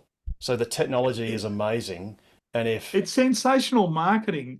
It's just such clever marketing that they just leaking this tech out with so much detail. And if you've got an engineering background, it's just mouth-watering. It's just fantastic. It just makes you want it more. It really does. Can't wait. Yeah, absolutely. People say it's marketing. It's not marketing. There is no PR department that is. No, exactly. That's the subtlety of it. It's like, but it has the same effect though, doesn't it? Yeah. Well, they're just talking candidly and truthfully about their product without without having a PR department tell them what they can and can't say and how they should say it, and it's that's what makes it so watchable. Awesome. Awesome. It was good with Lars, the head engineer, throwing a little bit of shade every now and again on the other car companies. Just with these slight comments of the first time this has been done or something's been done and things like that. So that was very good. Very cool. The way Sandy Munro would say that, so you're actually stamping this stainless steel without having a plastic protective covering on top, and just the things they're doing and the efficiency and the cycle times, and they are literally building this factory to go to full production, and many parts of it were at full production. They could do door skins and the stampings, and that was the hardest thing. And they explained in the video that originally they started with 3mm thickness stainless steel on a roll, so it's rolled up. Now they're down to 1.8mm for the door skins and 1.4mm for the other panels. And that 1.8mm on the door skins actually takes 75%, 3/4 of the impact loading of a side impact. Just the door skin. Yeah. Which on any other vehicle, the door skin takes almost precisely nothing. Yeah. It's. What did you see the Wade mode? One of the other videos I was watching this morning. Oh yeah, that's it. What's his name? Jay Leno. Leno, yep. And Leno's, and they were talking about the Wade mode, where they actually, if you're going to go on water, you hit the Wade mode, and it pressurizes the battery so that it won't take any water going in. I just think. Elon Musk is. I think this morning he's actually tweeted out that he intends to have a 100-meter endurance swimming mode, I guess, or boat mode, and he sort of surmises that all they probably have to do is upgrade the door seals so they don't leak. And because he wants to go across the Rio Grande, I think it is, near Boca Chica, because that's basically the Mexican side. So he wants to be able to take his Cybertruck across and not have to go the long way. He'll probably do it too. Probably will. Now, all right, I did promise. Unfortunately, last week we got a bit caught up with the Delta DC charger project, and I didn't. Oh, I just ran out of time to show the Optimus footage. But again, and this is another discrete product that is part of Tesla's overall company structure that no one has put a figure on what the financial implications of this one product could do to either Tesla or, for that matter, the global economy. And that is this thing.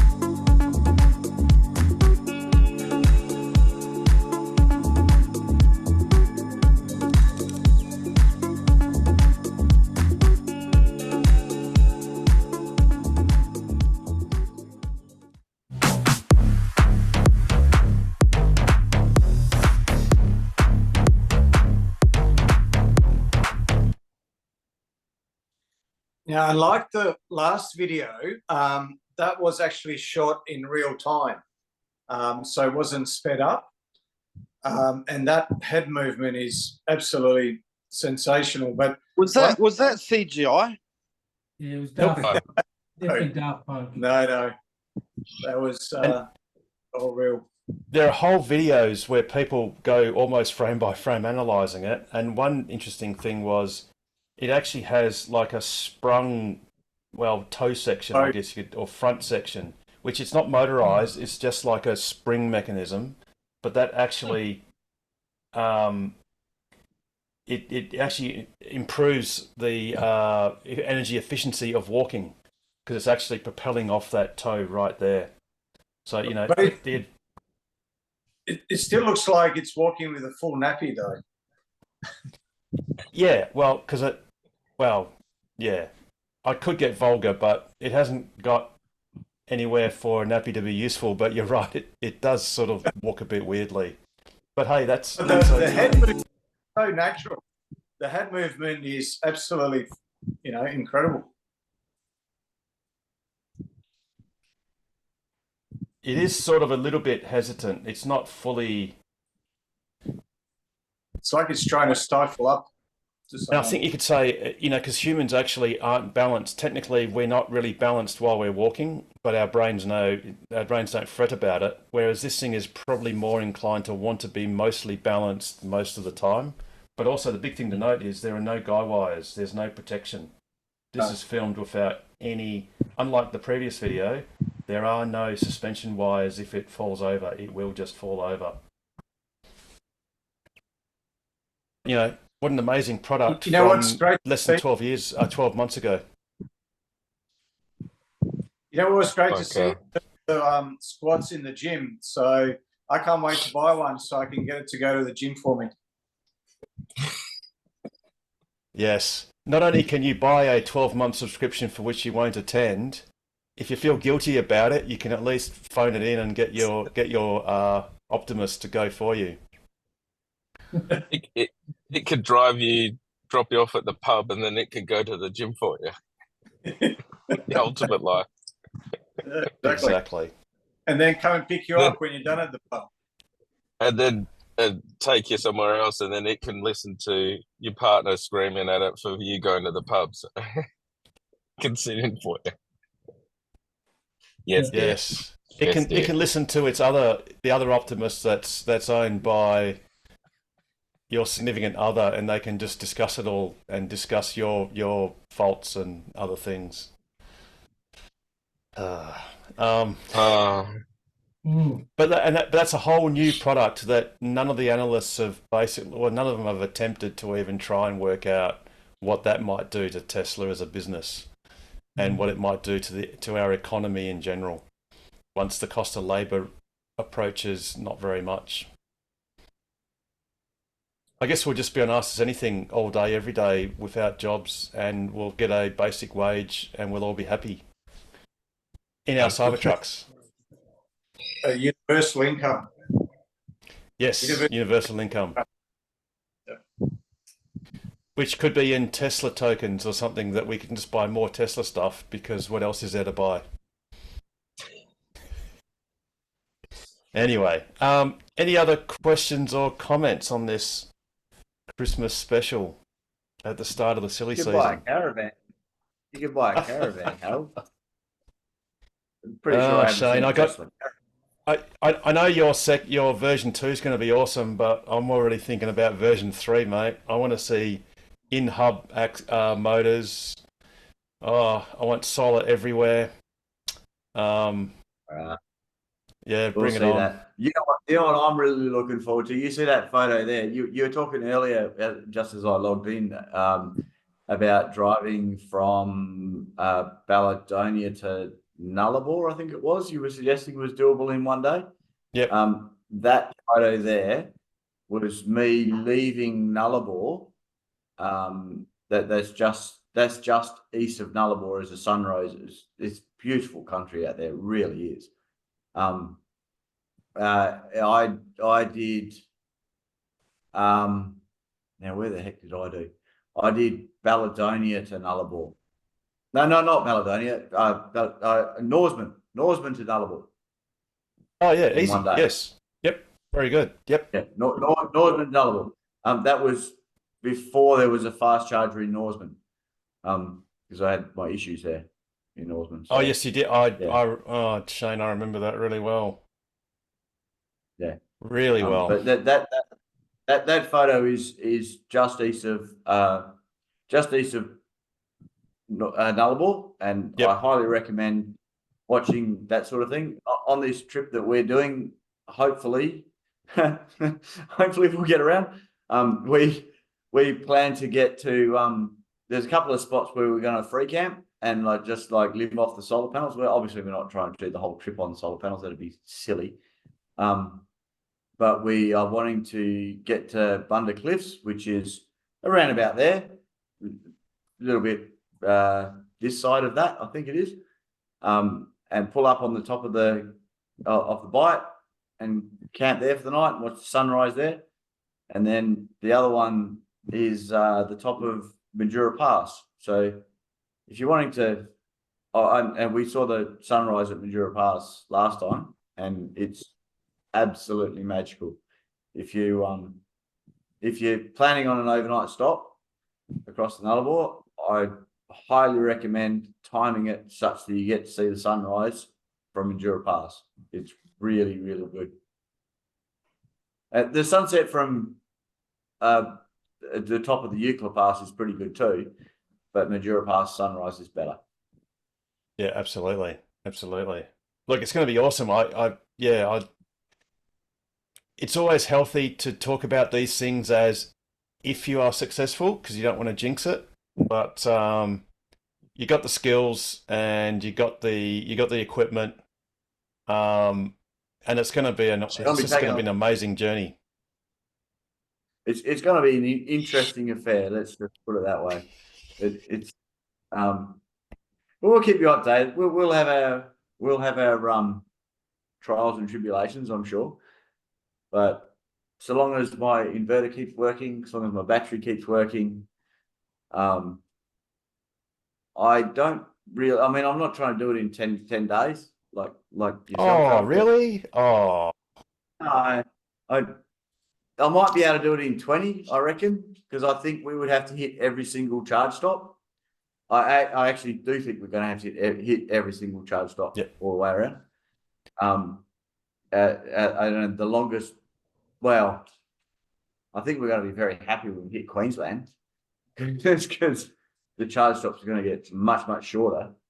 But I think our longest stretch is actually in WA from Fitzroy Crossing.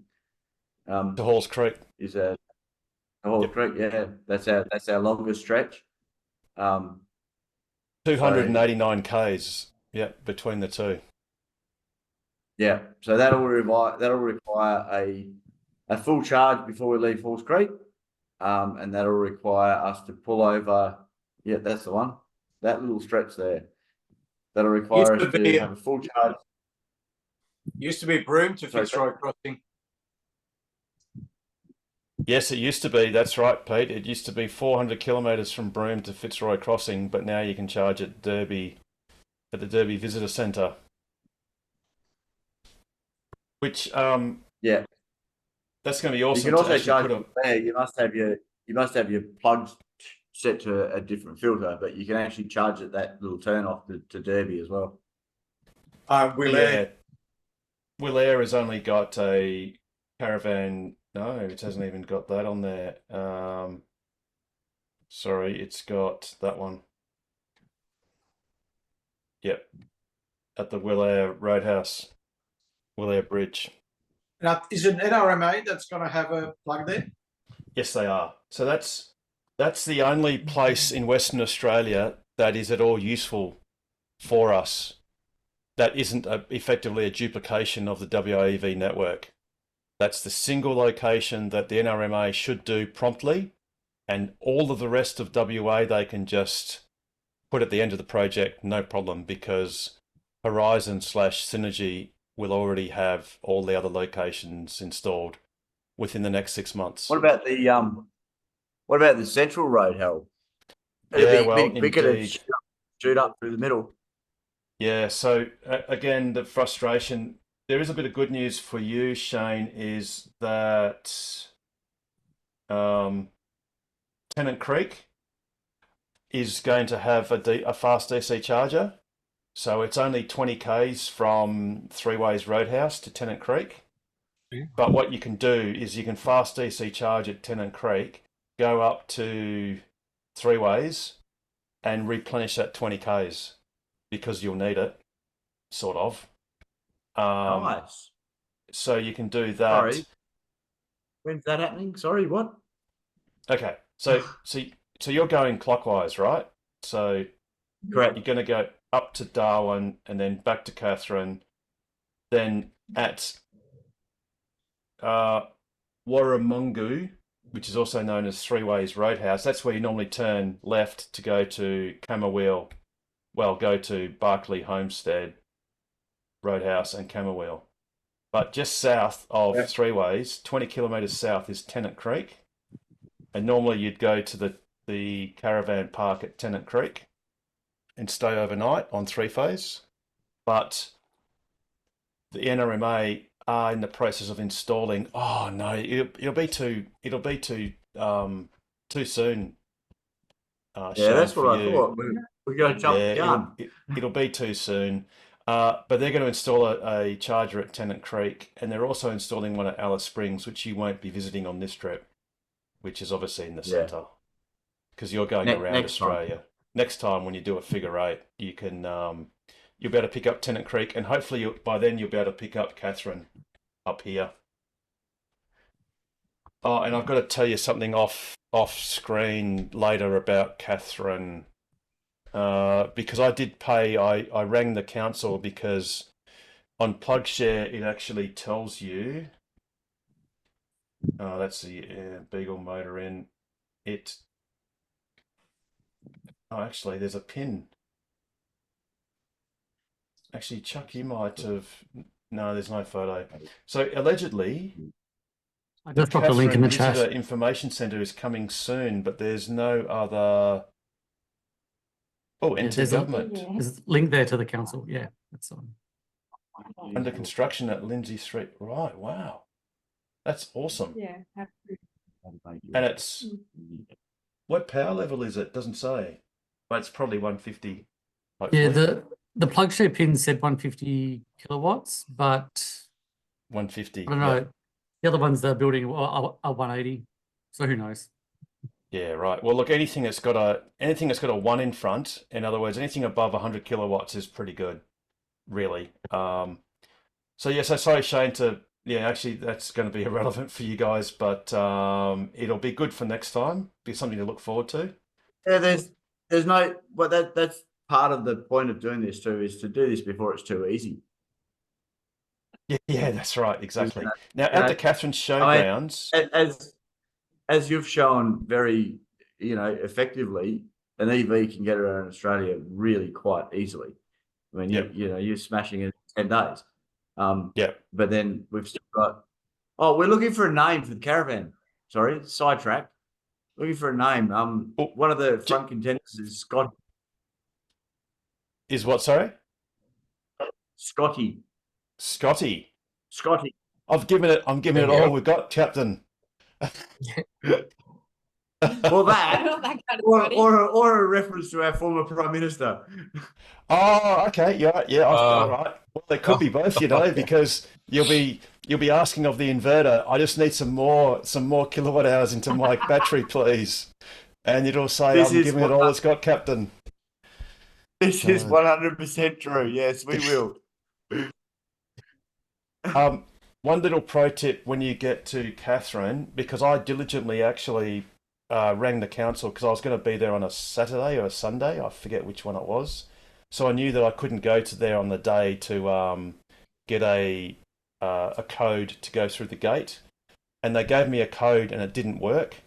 But when I cruised through this image, I saw 1985, and this was back on the from October, 18th of October.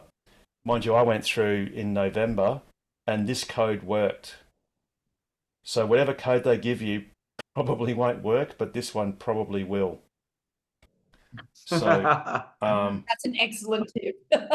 yeah, well, look, I'm really glad because it was a Sunday or Saturday, and I knew I couldn't ring them, and I thought, oh no, and I just cruised through and looked at the images, and whoops, sorry about that. It was right there, and 1985 worked. You got to go #1985, and then it works. Nice. But maybe just mention to them when you book it, just say that you know someone else that got a code, and can they check it? Especially if you're going there on a Saturday, Sunday, because you don't exactly know when you're going to arrive. But it seems that 1985 works, and also if you've got a 20-meter extension or 15-meter AC extension, trying to see, don't park where it says. Near the gate, you can use the extension. So the gate is here, and they've got power points here, 3-phase, and the closest one you can reach with an extension through the pedestrian gate to your car. If you cannot get through the gates, about 15 meters. About 15. Yeah, okay. That's about what I've got. So yeah. Yeah, so you should be okay. If the who hits the fan and it's a Sunday and the code they gave you doesn't work, and if 1985 doesn't work, but it worked for me. Yep. Alrighty, we're getting towards. 1985 must be a common password because common code, because it's also the code to get into the toilets at the Salmon Gums Caravan Park. So there you go. Absolutely. And now we're going to close up very soon. Now, Gabriel, you've got your hand up. Yeah, how are you guys going? Good. Yeah, very nice trailer there. Well done on building it. But my question is a bit off topic. So it's been a while that I'm facing very annoying issue that every time I go in my car, the Bluetooth to the sound won't connect automatically. So I have to tap in there. All the configurations are as it's supposed to be. So always to connect, but still it doesn't go. So I have to tap in my phone every single time I go in the car. I don't know if you guys have faced it before. Is that for audio, or is that for listening to something on your phone, or is that just for receiving phone calls and stuff? For both phone calls and playing music from my Siri to Spotify.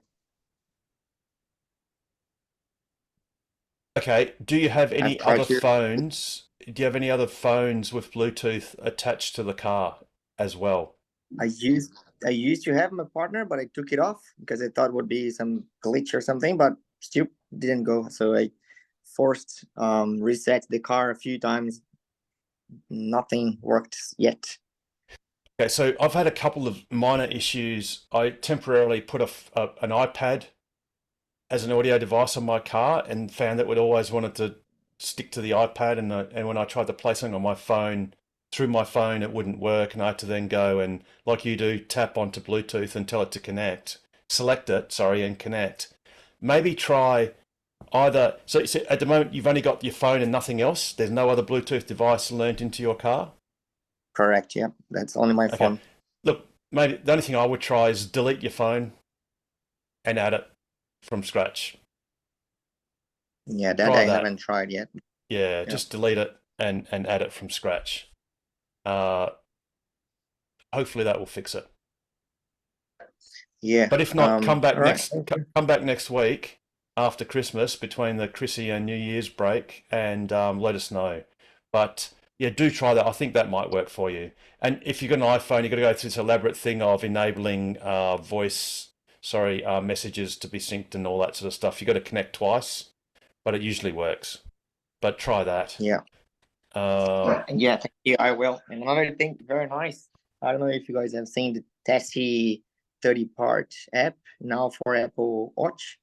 It allows you to use your watch as a Bluetooth as well. So it you just walk in the car and unlock and drive. So that's very, very nice. I'm really happy with that. So when I go for a running or something, that's very handy. Yeah, awesome. Yeah, no, absolutely. It is good. Frustratingly, it's not natively done by Tesla, and that's something that we all wish that Tesla would do for Apple Watch and, well, others for that matter. Awesome. Okay, unfortunately, we're hard up against the 2-hour limit of Twitter. So, Pete, how would you round out an awesome Christmas special show like this? As always, stay safe, stay sustainable, and stay ahead of the curve. And Merry Christmas. And the best way to do that is buy a Tesla, join Tokwa, eat a few gingerbread men next week, and ask us anything about accelerating the world's transition to sustainable energy. Have a wonderful Christmas. Have a safe one. Shane and Sarah, have a wonderful adventure. Look forward to hearing all about it. And perhaps you joining us on next week's episode of Ask Us Anything. Good night, everyone. We'll see you where the light is good in Broome. Very good. Good night.